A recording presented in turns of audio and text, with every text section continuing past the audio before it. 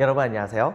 자, 오늘은 지난 시간에 뒤를 이어서 이제 이른바 현재 우리가 살고 있는 이런 세상이 어떻게 시작이 되었었는가, 이제 인류의 입장에서 본다고 한다면 경제적인 분야에서 대혁명이라 볼 수 있었죠. 바로 산업혁명에 대한 내용에 대해서 이야기를 하도록 하겠습니다. 지금 이 순간에도 아직까지 산업혁명이 시작되지도 않은 나라가 많이 있기도 합니다. 근데 어쨌든 간에 이 산업혁명은 지금 현재 인류를 엄청나게 많이 바꾸게 되었는데요. 그런데 이런 산업혁명이 어떤 과정에서 어떻게 시작이 되었었는지에 대해서 우리가 먼저 알아봐야지, 그래야지 이 세상이 어떻게 흘러가고 있구나, 뭐 이런 것을 우리가 알 수가 있지 않겠습니까? 자, 이런 것 때문에라도 우리는 이 산업혁명을 좀 배울 필요가 있다고 생각이 되어집니다. 자, 여러분들은 프린트 1페이지 그리고 교과서는 106페이지를 피도록 하세요. 지금부터 수업을 진행을 하도록 하겠습니다. 자, 먼저 보면 다음과 같습니다. 여러분들 프린트 2페이지 산업혁명. 자, 2번 영국에서 산업혁명이 시작되다. 자, 영국에서 산업혁명이 왜 시작됐을까요? 솔직히 말하면 당시에 생각보다도 굉장히 유례 없이 굉장히 안정적인 정치 제도를 이룰 수 있었던 유럽의 지역은 사실상 거의 영국밖에 없었습니다. 당시에 대륙 지역의 경우에는 프랑스 맨날 싸움박질만 하고 있었죠. 그리고 그 주변에 있었던 독일 같은 경우에는 아직 하나로 통합되지 않았어요. 이른바 신성로마 제국이란 나라가 국내를 통합할 생각을 하지 않고 주변국과 계속해서 전쟁만 벌입니다. 그리고 각 왕실들 간의 그런 결혼 관계로 인해 가지고서 이제 얻게 되었던 왕위 계승권 문제, 뭐 이런 것 때문에라도 서로가 엄청나게 싸움을 벌이면서, 그러면서 자신들의 영토를 늘려가고 있었던 상황이었습니다. 자, 그런데 당시에 영국의 경우에는 여러분들 알다시피 이른바 약간의 좀 파란이 있었었죠. 왕가에 죽기도 했었던 이른바 청교도 혁명과 두 번째 명예혁명이라는 사건이 있었잖아요. 근데 이 청교도 혁명과 명예혁명이 있은 다음에 왕실은 더 이상 정치에 대해서 많이 간섭을 하지 않는, 이른바 왕은 군림하나 그러나 통치하지 않는다는 전통이 완성이 되게 됩니다. 자, 이렇게 되게 되니까 문제가 상황이 어떻게 되게 되냐면 상대적으로 왕실의 이해관계 뭐 이런 것을 아예 생각을 안 할 수는 없겠지만 왕실의 이해관계보다는 국가의 이익을 좀 더 중요시하는 상황이 벌이게 되면서 당시에 중세 유럽의 그 시대 때에 유럽의 여러 가지 왕실들 간의 그런 싸움들 뭐 이런 것에 영국이 그다지 많이 참여를 하지 않는 모습을 보여주게 돼요. 상대적으로 정치적으로 이 국가도 나름대로 이제 휘그당이라고 하는 그 의회파, 예전에 의회파 계통에 해당됐던 그런 세력들과 그 다음에 토리당이라고 불리는 왕당파에 해당하는 그런 세력들끼리 서로 이제 경쟁적으로 이제 국가를 통치해 나가는 거에 대해서 중요한 양당으로서, 영국의 양당제로서 이제 정착을 하게 되었고, 이들은 치열하게 논쟁을 벌이면서 국가를 이끌어 나가는 방법에 대해서 논의를 했었지만 어쨌든 간에 국가 자체를 파국으로, 내전의 상태로 이제 끌고 들어가는 일은 없었단 말입니다. 결과적으로 어떻게 벌어졌느냐, 이들은 아주 현명하게 상대방의 의견들을 전부 다 존중해주면서, 그러면서 이제 국가를 이끌어 나가게 됐었고, 그 결과 영국은 이전부터 이미 전 세계 대제국으로 뻗어나갈 수 있는 싹이 있었지만 이미 이때 가서는 본격적으로 이제 전 세계적으로 뻗어나갈 수 있는 힘을 국내의 안정에서부터 이제 채워나가기 시작을 하게 됐던 것입니다. 바로 정치적 안정이 있었다는 것을 기억을 해주기 바랍니다. 자, 그 다음에 두 번째는 이제 뭐가 있냐면 중산층의 자유로운 경제 활동이 있게 됩니다. 여러분도 알다시피 혁명이 일어났을 때 당시 때쯤에의 청교도 혁명과 명예혁명, 이때 당시에 의회로 주로 많이 진출했었던 세력이 있었었죠. 기존의 귀족들이 많이 물러가고, 그들이 누굽니까? 바로 젠틀이라고 하는 계층이죠. 플러스 시민계층에 해당되는 사람도 여기에 포함됩니다. 이 시민계층의 경우에는 중세 도시 시대에 살고 있던 시민들이 볼 수 있는데, 이들은 돈을 막대하게 벌게 된 다음에 그 다음에 바로 이때 당시에 의회로 많이 진출하게 됩니다. 그리고 그들은 의회에서 자신들에게 유리한 여러 가지 법들을 많이 만들게 되었죠. 그리고 그 법들은 바로 자신들이 살아가는 그런 경제 생활, 즉 중산층동에 해당하는 건 사람들이 자유롭게 경제 활동을 하게 하는데 되게 많은 도움을 주게 됩니다. 자연스럽게 중산계층이 바로 자유롭게 경제 활동을 많이 하게 되면서 영국은 경제적으로 굉장히 많이 빠른 속도로 발전을 하게 되는 상황이 벌어지게 됩니다. 자, 세 번째는 바로 무엇이냐? 인클로저 운동이라고 하는 것이 있습니다. 자, 인클로저 운동이라고 하는 것은 바로 무엇이냐? 여러분들 프린트에 보면 1페이지에 이런 말이 나와 있어요. 인클로저, 한마디로 우리말로 해석하면 울타리치기라고 하는 운동이라고 볼 수 있는데요. 미개간지와 공유지에 울타리를 쳐서 사유지를 만드는 운동을 말한다고 합니다. 그래서 양사육지를 확대하려 한 1차와 그다음에 그 외에도 2차 인클로저 운동 같은 경우에는 경작지의 확대와 농업 경영의 합리화 이런 것을 목표로 해서 전개됐었고, 그다음에 이 과정에서 농지에서 쫓겨난 많은 농민들이 농촌과 도시에서 임금 노동자로 일하게 되었다라고 하죠. 이게 뭔 소리인지 모르겠죠? 여러분들 이거 생각하면 됩니다. 여러분 기억납니까? 중세 유럽에 농촌 사회 같은 경우에는 영주가 통치하는 그런 사회 같은 경우에는 그 사회에 가장 낮은 계급에 해당되는 사람들이 누굽니까? 바로 농노입니다.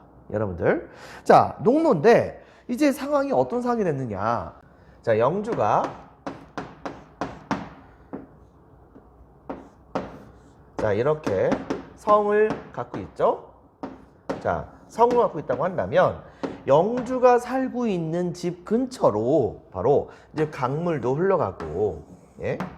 그 다음에 농노들은 이 근처에서 마을을 이루면서 살고 있습니다. 마을을 이루면서 살고 있어요. 자, 이런 식으로 마을을 이루면서 살고 있어요. 그리고 이 농노들은 바로 자기들의 경작지를 따로 갖고 있죠. 자, 자기들의 경작지를 따로 갖고 있습니다.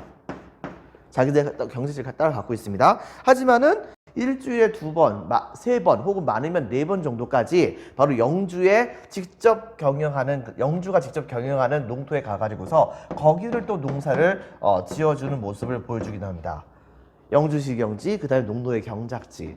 그리고 자기네들도 이제 뭔가 먹고 살아야 되는 것이 있기 때문에 고기도 먹을 수 있어야 되잖아요. 이렇게 되다 보니까 뭐 닭이라든가 이런 것은 그냥 집에서 대충 키울 수도 있는 건데, 이거 말고 뭐가 있냐면 돼지라든가 양이라든가 이런 동물들 같은 경우에는 바로 이제 그냥 집에다가 키울 수 있는 건 아니잖아요. 이러다 보니까는 당시에 이 마을에는 공동으로 이런 농노들이 같이, 그 다음에 영주도 마찬가지고요. 농노들과 영주들이 같이 공동으로 이제 운영을 하는, 양이라든가 돼지라든가 이런 동물들의 경우에는 풀을 많이 먹죠. 바로 이 풀을 먹는 공동 목초지, 이런 곳이 있었어요.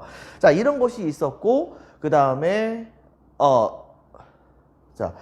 그 외에도 여기에 이제 여러분들 알다시피 뭐 여러 가지 뭐 방앗간도 있기도, 영주 소유의 방앗간이 있기도 하고, 그 다음에 제분소 뭐 이런 것들이 많이 있기도 한다고 했었잖아요. 이런 형태로 이루어진 그런 하나의 공동체를 일컬어서 우리는 뭐라고 부르냐면 장원이라고 한다고 얘기한 적이 있었었죠, 여러분들. 근데 이제 중세시대 때에 어떤 일이 벌어지게 되냐면, 중세시대에서 넘어가서 이제 산업혁명 시대로 넘어가게 되는 건 과정 중에서 어떤 상황이 벌어지게 되냐면, 영국의 양이 되게 양의 털이죠, 양모. 영국의 양모가 이때 당시에 유럽에서 꽤 많이 인기를 얻게 됩니다. 꽤 많이 인기를 얻게 돼가지고서 그것 때문에 굉장히 많은 그런 양이 필요한데, 양모를 얻으려면 양을 많이 키워야 되잖아요. 그런데 이제 문제는 뭐가 있냐면, 양을 많이 키우려고 그러다 보니까는 당시에 이 영주의 입장에서는 이 지역 전부 다를 요구가 아니라 아예 전부 다 목장을 만드는 게 훨씬 더 낫다고 생각을 한 거예요. 왜? 바로 여기에서 살고 있는 그런 사람들이 매년마다 일부씩 영주에 갖다 바치는 바로 농업 수확량보다도 양모 무역을 통해 가지고서 얻게 되는 이익이 더 많았단 말이죠. 자, 이렇게 되다 보니까 결과적으로 어떤 일이 벌어졌느냐? 바로 이때 당시에 영주는 이 지역에 살고 있었던 농노들을 자기의 수단과 방법을 가리지 않고서 전부 다 내쫓는 모습을 보여주게 됩니다. 뭐 일부는 먹고 살 수 있는 대책을 일부 마련해 주는 경우도 있었겠지만 대부분의 그런 농노의 경우에는 상당수가 영주들에게 강제로 여기서 이제 쫓겨나게 되는 건 상황이 벌이게 돼요. 결과적으로 어떻게 벌어졌느냐? 바로 이 농노들은 상당수 이 장원에서 많이 쫓겨나게 됩니다. 그리고 이 장원은 이런 농노들이 들어오지 못하도록, 그리고 농노가 쫓겨난 그 자리에다가 영주들은 대거 양들을 많이 키우게 되는데 그 양들이 바깥쪽으로 도망가지 못하도록 울타리를 치게 돼요. 여러분들, 자, 울타리를 이렇게 치게 되다 보니까 자연스럽게 이 지역은 거대한 양떼 목장이 되게 되는 것이겠죠. 여러분들, 양떼 목장이 되게 되는데 문제는 영주는 그렇게 해서 이익을 벌면 좋겠지만 여기서 쫓겨난 사람들은 살 데가 어디 있습니까? 살 데가 없잖아요. 이러다 보니까 그들은 일단은 살긴 살아야 되기 때문에 갈 곳을 처음에 많이 잃어가지고서 많은 사람들이 희생당하는 경우도 진짜 많았습니다. 하지만 그때 당시에 상당수가 바로 도시 지역으로 건너가게 됩니다. 여러분들 알죠? 바로 옛날에 농노들이 영주의 영토에서부터 도망가면은 도시 지역으로 가가지고서 거기에서 1년 1일만 버티면 자유인이 될 수 있었다고 했었잖아요. 근데 당시에 이 농노들의 경우에는 당장 갈 데가 없다 보니까 상당수가 바로 도시 지역으로 많이 몰려가게 되는 거예요. 이렇게 되면서 영국의 각 지역에 있는 여러 개의 도시들이 뭐 리버풀이라든가 런던이라든가 같은 여러 개의 도시들이 이때 당시에 굉장히 융성을 하게 됩니다. 사람들이 많이 몰려가지고요. 근데 문제는 뭐냐면 이 몰려든 사람들에게 직업이 주어지지 않게 된다고 한다면 말 그대로 이것은 생지옥이겠죠. 근데 당시에 영국에서 굉장히 많이 생산되었었던 그런 많은 양모가 가공되지 않은 채로 프랑스로 건너가게 되었다고 한다면은 실제로 도시에 건너가게 됐던 많은 사람들은 전부 다 자기들의 일할 거리가 없어가지고 굶어 죽는 경우도 많이 있을 수가 있습니다. 그렇기는 한데 문제는 뭐가 있느냐? 당시에 프랑스라든가와 같은 건 지역에서 종교적인 탄압을 피해가지고서 대거 영국으로 건너왔었던 플랑드르 지역에 있었던 이제 청교도 계통의 미구노라고도 보통 얘기하는데 이런 사람들이 이때 당시에 이쪽으로 많이 넘어오는 경우도 있었어요. 그리고 그들이 많이 정착했던 땅이 바로 그 영국 지역에 있는 여러 개의 도시들이었었습니다. 그러다 보니까 그들은 거기 정착을 해가지고서 자기네들이 주로 이제 상업을 되게 많이 중요시 여겼었으니까 상업을 굉장히 많이 활성화하는 건 모습을 보여주게 되면서 상업을 하려고 하면 팔 물건이 있어야 될 거 아니에요. 팔 물건은 영국에서 바로 양모가 되게 유명하니까 프랑스에 있었던 양모를 가지고서 이제 옷감을 만드는 그런 사업자들 상당수가 영국으로 많이 넘어오게 되면서 그들은 자기의 명령을 들어가지고서 양모로 만든 옷감을 만드는 기술자를 대거 양성하려고 하는 생각을 갖게 됐던 것이죠. 근데 때마침 이때 당시에 이 도시 지역에 굉장히 많은 실업자 후보군들이 엄청나게 많이 몰려왔던 겁니다. 바로 이 영주의 농토에서 쫓겨났던 농노들이죠. 그래가지고서 그들의 경우에 그 양모 사업자들의 경우에는 바로 이 도시 지역으로 건너오게 됐었던 이 농노들을 굉장히 싼 값을 주고서 바로 양모 기술자로 훈련을 시켜가지고 그들을 노동자로 삼아가지고서 이제 양모를 생산해서 유럽의 각 지역에다 판매를 할 수가 있게 되었던 것입니다. 자, 이렇게 되다 보니까 자연스럽게 도시 지역에 이제 일자리가 많이 창출되게 되면서 많은 그런 양모 산업이 발전하려고 한다면 노동자가 많이 필요하겠죠. 그러다 보니까 여기서 쫓겨났던 사람들 상당수가 당시에 이 런던의 도시 지역으로 이제 들어가게 돼서 거기에서 활동하게 되는 모습을 보여주게 됩니다. 자, 그런데요, 문제는 뭐냐? 그 뒤로 이어가지고서 나중에 가가지고서는 그래도 이런 방법을 취하지 않았었던 영주들도 많이 있을 거 아니에요. 근데 시간이 흘러가면서 이제 좀 더 이익이 되는 작물을 키우려고 하다 보니까 이 농노들이 굳이 필요 없이 이제 효율적으로 바로 농토를 관리하려고 하는 과정 중에서 기존의 농노들이 더 이상 많이 필요하지 않았었던 그런 많은 이 영주들이 당시에 이 나머지 농노들을 전부 다 내쫓아버리고 그 다음에 그 농노들이 갖고 있는 그런 땅들을 전부 다를 자신의 소유지로 삼아가지고서 거기에서 농사를 짓는 모습을 보여주게 됩니다. 이른바 경지규획을 반드시 해가지고서 이 지역에 가장 많이 농사를 지을 수 있도록 시스템을 구축을 하게 된 것이죠. 그리고 그 농노들이 살고 있던 그런 자리도 전부 다 이제 농사를 제대로 지을 수 있는, 그 계획적으로 농사를 지낼 수 있는 농토로 다 만들어 버리게 되면서 농노들도 또 한 번 대거 이제 영국의 이 장원에서 쫓겨나는 건 사태가 벌이게 됩니다. 그러면서 자연스럽게 장원이 해체가 돼요. 그리고 굉장히 많은 농노들은 당시에 이 도시로 다 몰려오게 됐던 것이죠. 그런데요, 당시에 이 영국이 전 세계로 많이 뻗어나가게 되면서 특히 이제 동아시아 지역, 이런 지역에 목화로 만든 그런 옷감 같은 것을 많이 접하게 됐어요. 특히 가장 이들이 이제 눈독을 들였던 곳 중에 하나가 바로 인도인데요. 인도의 목화로 만든 옷감, 즉 면직물, 이 면직물들이 굉장히 생각보다도 옷감으로 좋다는 것을 알게 됐던 것입니다. 자, 그렇게 되다 보니까는 그 면직물을 이때 당시에 얻기 위해서, 그러기 위해서 이제 공장 같은 것을 많이 돌리게 되었다도 볼 수 있는데, 자, 그런데 이 공장 같은 것을 많이 돌리려고 한다면 당연히 공장에서 일할 노동자가 많이 필요하겠죠. 근데 그때 2차 인클로저 운동에서 쫓겨났었던 그런 많은 노동자들이 바로 거기에 수용이 되게 됩니다. 그렇다고 한다면 공장에서 물건을 만드는 것이 그냥 사람들이 물건 만드는 거하고 무슨 차이가 있느냐? 여러분 한번 생각해 보세요. 예를 들면 선생님은 성냥을 만드는 그런 사람이에요. 성냥을 만드는 사람인데, 근데 성냥을 만드는 과정이 이래요.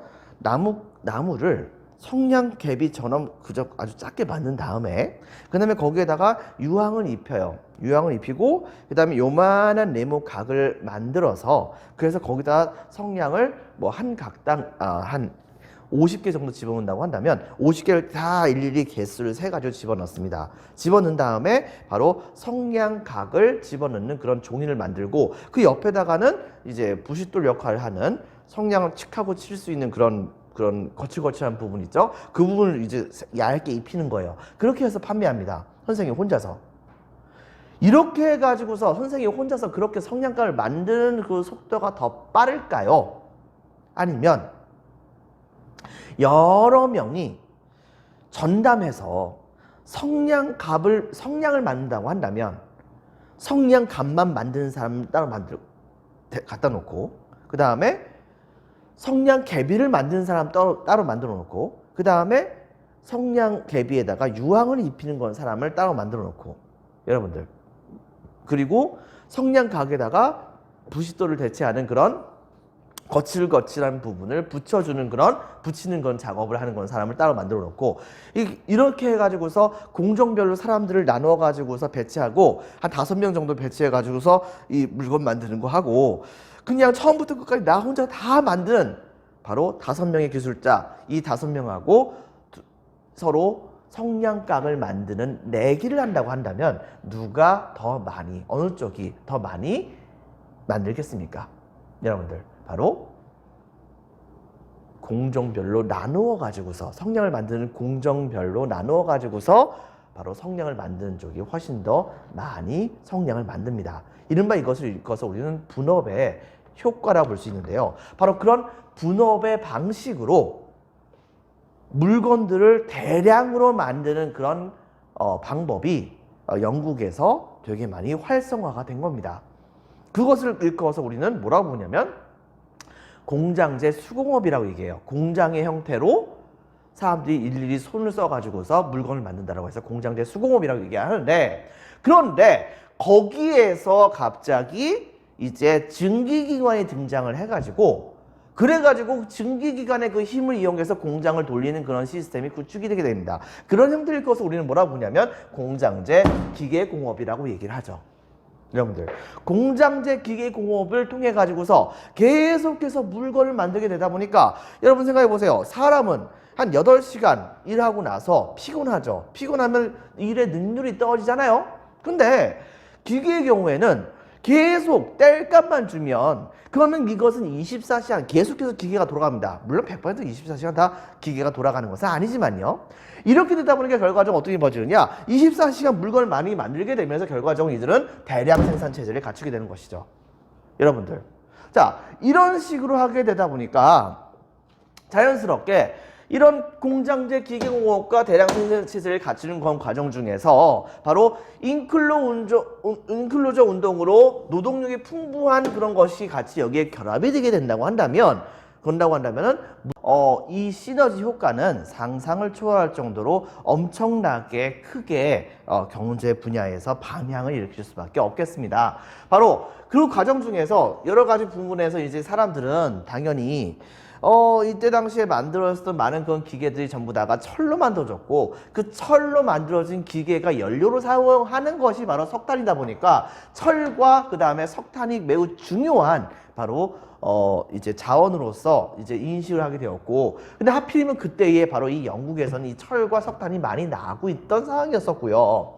그다음 또 한 가지는 교통의 발달이라고 하는 부분에서는 도로와 그 다음에 운하 이런 것들이 이 영국 안에서 굉장히 많이 활성화되는 그런 모습을 보여주기도 있었습니다. 영국 안에서 굉장히 물건들이 많이 잘 만들어지고 이걸 가지고서 교류를 할 수 있는 건 상황이었기 때문에 도로와 운하를 사용을 해가지고서 이렇게 하다 보니까는 자연스럽게 상업이 점점 더 발달을 하게 됩니다. 거기다 또 한 가지, 시간이 흘러가면 흘러갈수록 이 공장제 기계공업 을 이용한 산업혁명의 결과 많은 물건들이 너무 많이 만들어져서 영국 국민들이 전부 이거 다 소비 못한다 하더라도 영국은 걱정할 필요가 없습니다. 왜? 이미 이전 시대 때부터 굉장히 전 세계에다가 많은 지역에다가 넓은 식민지를 확보를 하다 보니까 자연스럽게 이 영국의 경우에는 굉장히 많은 양에 해당하는 그런 이제 그 물건들을 자국에서 많이 남아돌 경우에는 다른 식민지에다가 팔면 되잖아요. 그리고 또 한 가지,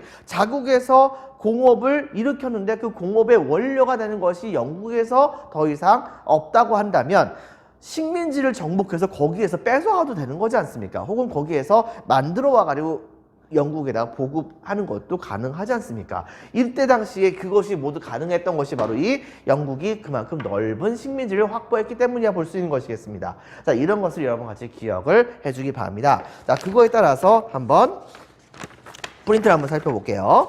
자, 먼저 본다고 한다면 다음과 같습니다. 첫 번째 별표 하나, 산업혁명. 자, 기계의 발명과 기술 혁신에 따라서 동그라미 1번 공장제 기계공업. 자, 공장제 기계공업과 그 다음에 동그라미 1번, 동그라미 2번 대량 생산체제가 확립이 되게 됩니다. 그리고 끝에 보면은 이것의 결과 유럽 지역에서 바로 자본주의 경제체제가 확립되는 모습이 보여주게 됐던 것이죠. 상업이 엄청나게 발달했고 그거에 따라서 자본이 굉장히 많이 쌓여지게 됨에 따라서 돈에 의해서 경제가 돌아가는 그런 시스템이 구축이 되었다 볼 수 있겠습니다. 자, 그 다음에 또 한 가지, 영국 산업혁명의 배경에선 동그라미 1번 바로 명예혁명 이후에 동그라미 1번 정치적 안정, 동그라미 2번 중산층의 자유로운 경제활동을 바로 영국이 보장을 했고요. 동그라미 3번은 인클로저 운동. 자, 동그라미 3번 인클로저 운동으로 토지에서 쫓겨난 농민들이 도시로 몰려들어서 풍부한 노동력을 제공했다는 점. 동그라미 4번, 거기다가 또 때마침 영국에는 지하정원도 풍부했어요. 철과 석탄 되게 많이 있었었고요. 동그라미 5번, 거기다가 교류하기도 좋아요. 상공업이 발달할 때 되게 좋도록 교통이 도로와 운하 같은 것이 되게 잘 뚫려가지고서 이제 그 상업이 발달하는데 되게 도움이 됐고요. 동그라미 6번 바로 넓은 식민지를 확보했다고 하는 건 측면이 있었다고 하는 것을 여러분 같이 기억을 해주기 바랍니다. 자, 이런 점을 같이 기억해주고, 자, 동그라미 6번 넓은 식민지를 확보로 원료 공급지 및 상품 판매처를 확보하게 됩니다. 이렇게 되게 됨에 따라서 결과적으로는 이 모든 것이 갖춰진 게 상황에서 바로 영국의 창의적인 발명가들은 이른바 증기기관을 만들었고, 이 증기기관들을 훨씬 더 엄청나게 많이 개량했었던 제임스 와트라고 하는 사람이 중심이 돼가지고서 증기기관 자체가 엄청나게 이제 개량이 되게 되면서, 그러면서 이 증기기관을 활용한 그런 사회 각 지역의 경제 분야 각 지역의 바로 이 증기기관을 활용한 여러 가지 산업의 발달이 이루어지게 되었다는 것을 여러분 같이 기억을 해주기 바랍니다. 결과적으로는 영국에서 최초로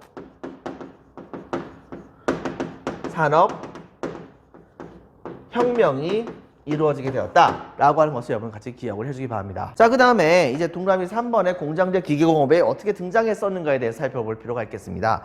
여러분 한번 생각해 보십시오. 좀 전에 선생님은 영국에서 각광받았었던 산업은 모직물 산업이라고 얘기했습니다. 그 모직물 산업은 동물의 털을 이용한 것인데 그때 당시 사용했던 그 털이 어떤 동물의 털이죠? 바로 양이었어요. 여러분들, 양모 산업이 되게 많이 발달했었는데 솔직히 생각해 봅시다. 양모로 만든 모직물하고 모직 옷감하고 그 다음에 목화로 만든 면직 옷감하고 어느 게 더 비쌀까요? 동물의 털이 더 비쌀까요? 식물의 털이 더 비쌀까요? 여러분들, 바로 당연히 모직물이 훨씬 더 비싸죠. 근데 땀 흡수도 그렇게 잘 되는 편도 아니에요. 근데 이때 당시에 바로 이 면의 경우에는 땀 흡수도 잘 됩니다. 거기다가 싸요. 그리고 특히 당시에 이 영국은 식민지로서 이 인도 지역을 굉장히 많이 진출한 상황입니다. 인도 지역의 대표적인 특산물이 바로 이 면이었거든요. 목화였거든요. 이러다 보니까 이런 목화를 대거 이제 얻을 수 있는 상황이 된 상황에서 이른바 이 부자들의 경우야 여전히 뽐내면서 모직물 같은 것을 입고 다녔겠지만 일반 사람들의 경우에는 모직물 보는 것은 말 그대로 이제 그 하늘의 별 따기처럼 되게 어렵겠죠. 그런데 훨씬 더 값비싼 면직물이 나타나게 된 겁니다. 당연히 사람들은 면직물을 많이 삽니다. 거기다가 생각보다도 가성비가 너무 좋아요. 이러다 보니까는 많은 사람들이 이 면직물을 엄청나게 많이 찾게 되면서 면직물에 대한 수요가 폭증을 하게 됩니다. 그때 문제는 뭐냐면 면직물을 만들려고 한다면 목화로 만든 실이 있어야겠죠. 여러분들, 근데 목화는 인도 같은 데에서 대거 많이 수입을 할 수 있어요. 그런데 문제는 뭐냐? 목화로 실을 만드는 데는 속도가 그다지 빨리 나지 않는 겁니다. 뭐 신석기 시대 때처럼 우리가 가락바퀴를 사용하는 것도 아니지 않습니까? 그리고 조선시대처럼 우리가 배틀 사용한다고 하더라도 이것이 만드는 것이 한도가 있죠. 이렇게 하다 보니까 결과적으로 어떻게 벌어졌느냐? 많은 사람들은 이때 당시에 이 실을 빠른 속도로 이제 그 만들 수 있는 여러 가지 발명품들을 많이 이제 그 생각을 하게 돼요. 그래서 실제로 많이 발명을 하기도 했었고요. 이런 거 시작해가지고서 처음에는 이제 각종 방직기, 즉 실을 만드는 그런 기계가 많이 만들어지게 됩니다. 근데 나중에 그렇게 해가지고서 진짜 실이 엄청나게 많이 만들어졌어요. 자, 근데 문제는 뭐냐면 실이 많이 만들어지면 뭐합니까? 그 실을 가지고서 면직물을 만들 수 있어야지, 그래야지 사람들이 옷감을 가지고서 옷을 만들 수 있는 거잖아요. 이렇게 하다 보니까 나중에 가서 어떤 일이 벌어졌느냐, 실을 이제 잘 짜가지고서 옷감을 만드는 기계인 바로 방적기가 또 이제 발명이 되게 됩니다. 그리고 이것은 서로가 서로에게 플러스 되는 그런 영향을 주면서, 그러면서 옷감 산업이 엄청나게 발달을 하게 되는데, 이때에 바로 제임스 와트라고 하는 사람이 원래는 탄광에서 지하수가 터졌을 때 그 지하수를 빼는데 사용했던 기계라 볼 수 있었던 바로 이 초보적인 그런 형태의 증기기관을 엄청나게 개량을 해가지고서 이것을 이 면직물 산업을 이제 쓰는데 활용하기 시작하게 됩니다. 그리고 여러분 생각해 보세요. 증기기관은 말 그대로 석탄만 넣으면 그러면 동력이 계속해서 돌아가요. 그리고 특정 행동을 계속해서 반복할 수 있도록 기계를 만들 수가 있습니다. 사람은 여러분들 열심히 일을 하지만 그렇다고 하더라도 한참 후에는 잠을 자야 되잖아요. 근데 기계가 같은 경우에는 연료만 넣으면 되다 보니까 자연스럽게 기계가 계속해서 24시간 돌아갈 수 있는 상황이 되게 되면서 사람의 노동력보다도 기계가 이제 해내는 일들이 훨씬 더 이제 효율성이 높게 된 겁니다. 자연스럽게 그렇게 하다 보니까 이 증기기관이 바로 실을 만드는 데와 그 다음에 옷감을 만드는 데 도입이 되게 되면서 이 영국의 면직물 산업이 엄청나게 빠른 속도로 성장을 하게 됩니다. 근데 시간이 흘러가다 보니까 엄청나게 빠른 속도로 성장했던 면직물 산업의 1등 공신이라 볼 수 있었던 증기기관은 면직물 산업에만 사용한다는 것이 말이 될까요? 면직물 산업에만 사용이 될 필요는 없는 거 아니겠습니까? 당연히 그렇게 하다 보니까 자연스럽게 이 증기기관은 면직물 산업뿐만이 아니고 각종 여러 가지 산업과 심지어는 교통 분야 이런 데까지도 굉장히 많이 영향을 주게 됩니다. 그렇게 되는 과정 중에서 당시에 제철 산업과 즉 증기기관을 만들려고 한다면 당연히 철로 기계를 만들어야 되잖아요. 그러다 보니까 자연스럽게 제철 산업이 철을 만드는 산업이 되게 많이 발달할 수밖에 없고, 그 다음에 또 한 가지 바로 이 기계를 이용해 가지고서 산업이 발달하게 되면서 공장제 기계공업, 즉 기계를 이용한 공장으로 공업이 잘 돌아가는 그런 시스템이 구축이 되게 됐던 것입니다. 공장제 기계공업이 발달을 하게 됐던 것이죠. 거기다 플러스 교통적인 측면에서는 바로 증기기관차가 등장이 됩니다. 즉 이른바 스티븐슨이라고 하는 사람이 처음에는 이 증기기관을 이용해 가지고서 선로를 좀 깐 다음에 그 다음에 바로 증기기관을 이용해서 운송수단을 만들었던 거예요. 처음에는 이 증기기관차는 마차보다도 속도가 느렸습니다.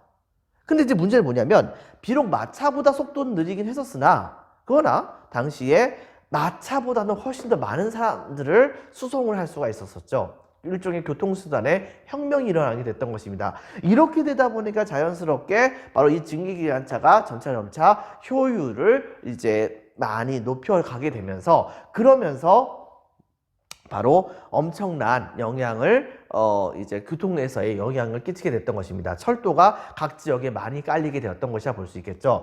그리고 또 한 가지 증기선도 엄청나게 발달하게 됩니다. 즉 이 증기선은 미국인이었던 풀턴이라고 하는 사람이 만들었던 것인데 이 풀턴은 여러분 원래는 배가 움직이려고 한다면 사람이 노를 젓거나 아니면은 불고 있는 바람을 도수로 이용해 가지고서 움직이는 방법밖에 없었거든요.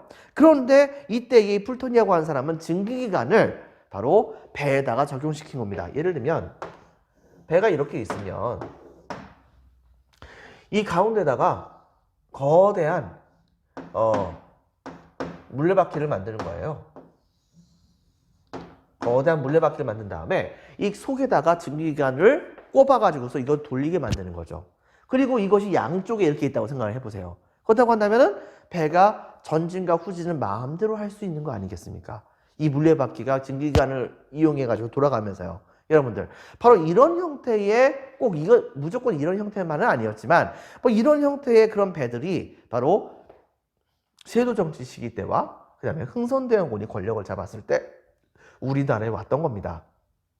우리나라 사람들은 그 모습을 보고서 되게 괴이하게 여겼던 것이죠. 바로 이런 것을 여러분 같이 기억을 해주기 바랍니다. 바로 이런 형태의 증기선, 이걸 이제 조선에서 이제 이양선이라고 보통 얘기를 하죠. 바로 증기선이 미국인이었던 풀턴이라고 하는 사람에게 이제 발명이 되었었고, 그 다음에 또 한 가지 통신 분야에서는 바로 전신이라고 하는 부분에서는 여러분 모스부라고 아시죠? 삐삐삐삐삐 하면서 이제 그 삐삐삐 소리가 나는 것을 일종의 기호로 삼아 가지고서 이제 일종의 의사 전달을 먼 곳에 있는 사람들에게 전달해주는 그런 형태의 전신이라고 하는 것이 이때 당시에 처음으로 만들게 되었고, 그 다음에 아예 나중에는 목소리를 이제 다른 지역의 먼 곳에 있는 사람들에게 전달하는 이른바 전화라는 것이 이때 당시에 발달하게 되었고, 그것이 지금 현재 스마트폰의 원조라고 생각하면 되는 거예요. 그래서 이제 또 보겠습니다. 내용을 보겠습니다. 여러분들 바로 프린트 2페이지에 3번 공장제 기계공업의 등장. 세탁이 편리한 빈칸에 적혔습니다. 면직물의 수요가 증가합니다. 밑줄.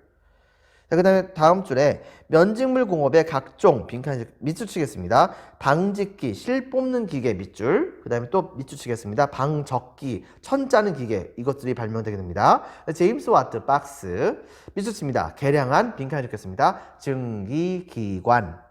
개량한 기관이 도입이 되면서 면직물 생산이 급증되게 됩니다. 그리고 자연스럽게 제철 및 그 다음에 공장제 기계공업이 발달하게 되죠. 동그라미 4번의 교통과 통신의 발달에서는 1번 스티븐슨의 증기기관차가 영국에서 이제 만들어졌고 세계 최초로. 동그라미 2번에서는 풀턴의 증기선, 이것이 이제 미국에서 만들어집니다. 그리고 통신에서는 동그라미 1번 유선 전신, 전신이죠. 바로 모스 적어주세요. 모스부를 만들었었던 모스. 동그라미 2번에서는 전화가 이제 벨이라고 하는 사람에 의해서 만들어지게 되었다라고 하는 것을 여러분들이 기억을 해주기 바랍니다. 자, 여러분들 수고 많으셨습니다. 오늘은 여기까지 하겠습니다. 감사합니다.